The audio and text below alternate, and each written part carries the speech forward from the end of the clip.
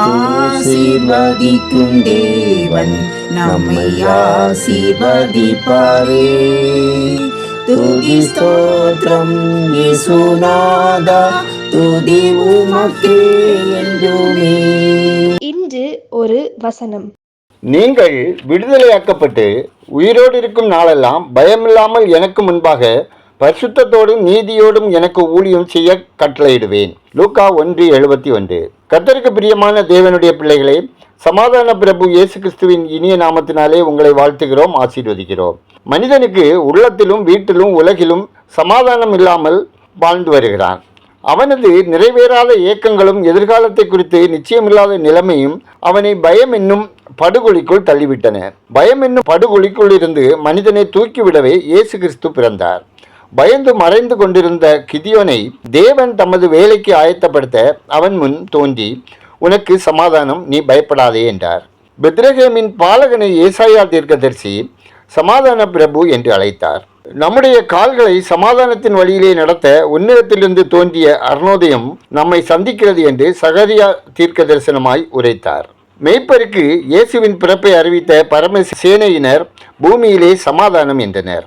பயம் சமாதானத்தை குலைக்கும். நாம் கொள்ளும் பதட்டமும் பயமும் பயந்தராது, அது நம்மை முன்னேறவே விடாது.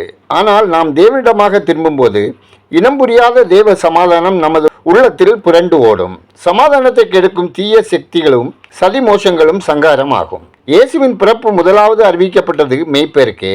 கிறிஸ்து பிறந்த இடம் தாவீதின் ஊர் என்றான் தேவதூதன். தாவீது கிறிஸ்துவை பிரமாதமாக யாவருக்கும் பிரியமாக சித்தரிப்பது 23ஆம் சங்கீதத்தில்தான். கர்த்தர் என் மேய்ப்பராயிருக்கிறார் என்கிறார் தாவீது. மெய்ப்பனாகிய இயேசு தமது வாழ்வை தாழ்மையான புல்லணையில் துவங்கினார். இயேசு கிறிஸ்துவை நம் வாழ்வின் வழிகாட்டியாக மேய்ப்பராக ஏற்றுக்கொண்டு பொல்லாப்புக்கு பயப்படாமல் தேவன் நம்மோடு இருக்கிறார் என்ற நிச்சயத்தோடு வாழ்வோம். கிறிஸ்துவோடு அவர் நமது மேய்ப்பர் என்கிற நம்பிக்கையோடு பழகும்போது 23ஆம் சங்கீதத்தில் சொல்லப்பட்ட சகல ஆசீர்வாதங்களும் நமக்கு உரியது ஆகும். ஜெபம் செய்வோம்.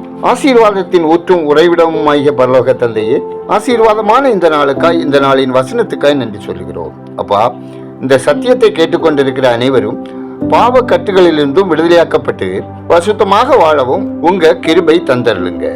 உயிரோடு இருக்கும் நாளெல்லாம் சத்துருவுக்கு பயப்படாமல் உமது பலத்தால் நிறைந்து வாழ அனுகிரகம் தாங்க.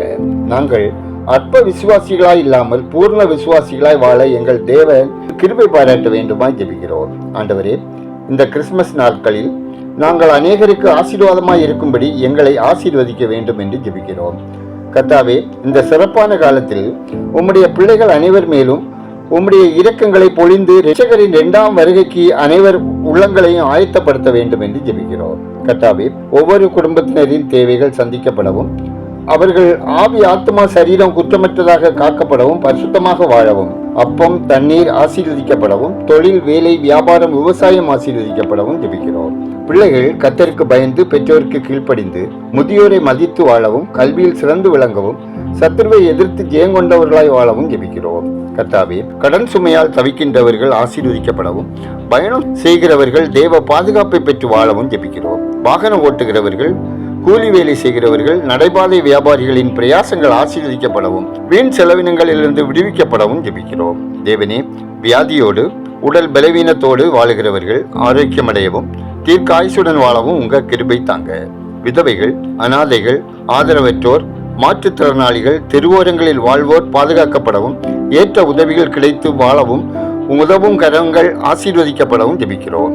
இன்று ஒரு வசனம் கேட்போர் வாழ்வில் பயங்கள் நீங்கி தேவைகள் சந்திக்கப்பட்டு ஆசீர்வாதமாய் சாட்சியாய் வாழ ஜெபிக்கிறோம். கர்த்தாவே, மது பிரியர்கள், போதை பழக்கத்துக்கு அடிமையானவர்கள், வேசிக்கள்ளர்கள், பாலியல் வன்கொடுமையாளர்கள், கலப்படக்காரர்கள், கடத்தல்காரர்கள் மனம் திரும்பவும் ரட்சிக்கப்படவும் ஜெபிக்கிறோம். ஆண்டவரே, குடும்பங்களில் ரட்சிக்கப்படாதவர்கள் ரட்சிக்கப்படவும், சபா ஐக்கியத்தோடு இணைந்து செயல்படவும், வேண்டுதல் விண்ணப்பங்கள் நிறைவேறவும், கர்ப்பஸ்திரீகளுக்கு சுகப்பிரசவம் உண்டாகவும், வாலிப பிள்ளைகளுக்கு ஏற்ற வாழ்க்கை துணை கிடைக்கவும், திருமணமாகாத தம்பதியருக்கு புத்திர பாக்கியம் கிடைக்கவும் தேவரீர் இரக்கம் பாராட்ட ஜெபிக்கிறோம்.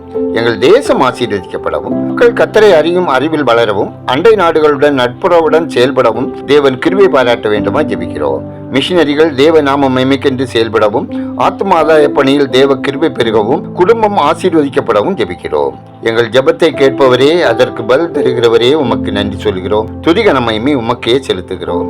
இயேசு கிறிஸ்துவின் இனிய நாமத்தில் ஜெபிக்கிறோம். எங்கள் ஜெபங்களும் நல்ல பிதாவே, ஆமேன்.